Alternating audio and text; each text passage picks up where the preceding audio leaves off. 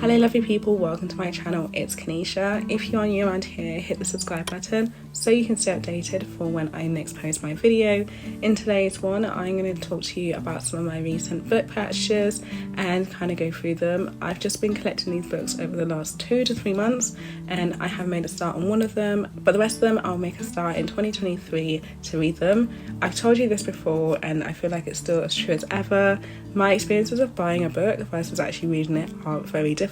I love buying books. That's just something that I really enjoy doing, and so it was such a natural thing that I'd sort of pick these books up when I'd go shopping in town, read a bit of the blurb, get interested, and then just take it home with me. So some of these books I actually got as a deal, and I would say check out the works if you're looking for books that are slightly cheaper, because some of them I got them for like £2, £3, and it made it very convincing for me to buy them. But let's jump straight in to the list because there's about 6 books to talk about. Now the first book I'm actually reading at the moment, it is The Little Coffee Shop of Kabul. So it tells a story about 5 women connected together by this little cafe in Kabul.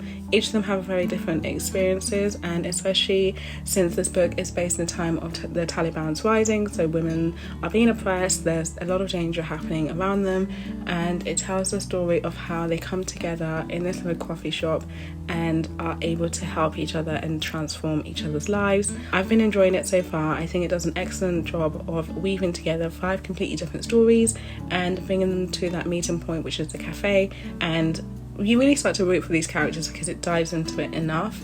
And I am about 2/3 of the way through, so hopefully I should be done before the new year, but I'm enjoying this so far. I also got this from the works for like £3, so that was nice. And like I mentioned, here is a deal, so it was like 3 for £6, so you get to mix and match.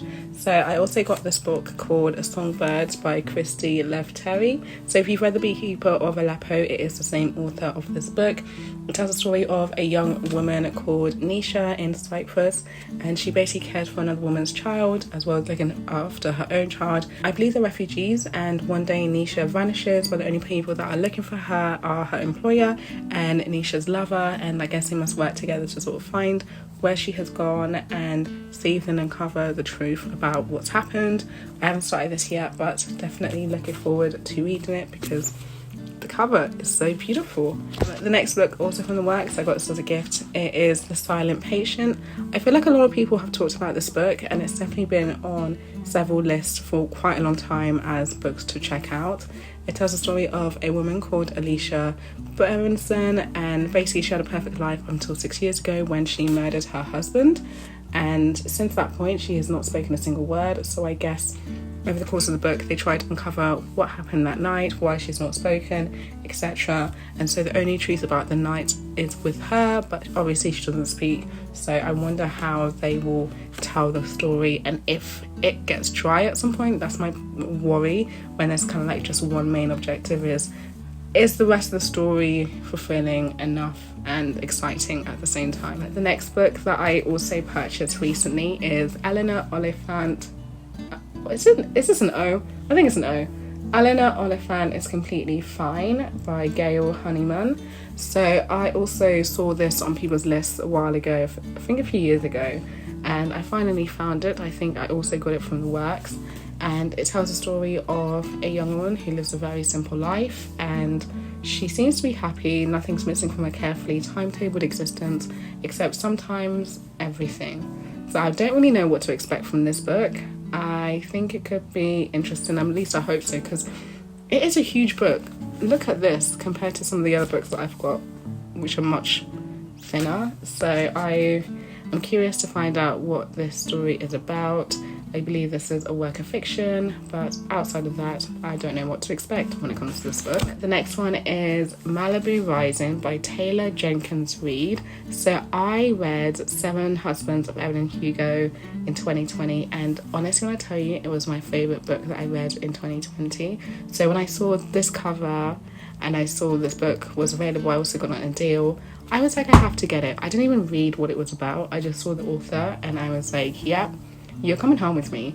And so it tells a story about this, I guess this family in 1983. They all go to a party together, and by midnight the party will be completely out of control. By morning the river mansion will have gone up in flames, but before that the alcohol will flow, the music will play, the secrets will come bubbling to the surface. So they're all children of a legendary singer called Mick River, and I guess they will just tell the story of that night, what happened, what went down.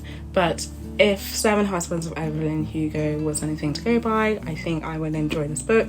I really do hope it lives up to my expectations. The last book that I picked up recently is The Power of Now, a guide to spiritual enlightenment by Eckhart Tolle. It's even got a review by Oprah Winfrey, so I feel like if Oprah co-signs this, it definitely has to be packing a punch. And the book is all about surrendering to the present moment where problems do not exist. It's here we find our joy, are able to embrace our true selves, and discover that we're already complete and perfect. If we're able to be fully present and take a step in the now, we'll be opening ourselves to transforming experiences of the power of now. So I think it's a really good book on mindfulness. I haven't started it yet, but I definitely want to be more mindful as I go into 2023 and just embrace the present moment. And I hope that this book helps me to transition into that way of thinking and equip me with some tools or questions that will help me to stay in the now,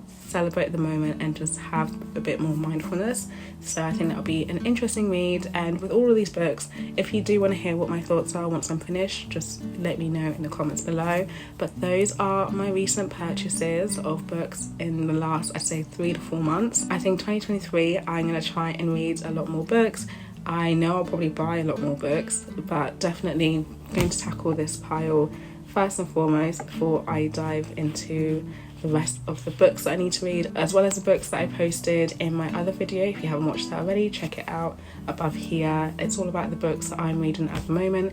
So once I get through those books and then I make a start in this one, then I can share with you all of my thoughts on it. But definitely I'm a sucker for a good bargain, so don't be surprised if I buy some more books, because you know, if I see it's on a good deal, I feel like it was meant to be. So who am I to say no? Who am I to just not get that £3 for £6 deal? I can't help it. It's my vice. But thank you so much for watching today's video. I hope you enjoyed, and I'll catch you in my next video.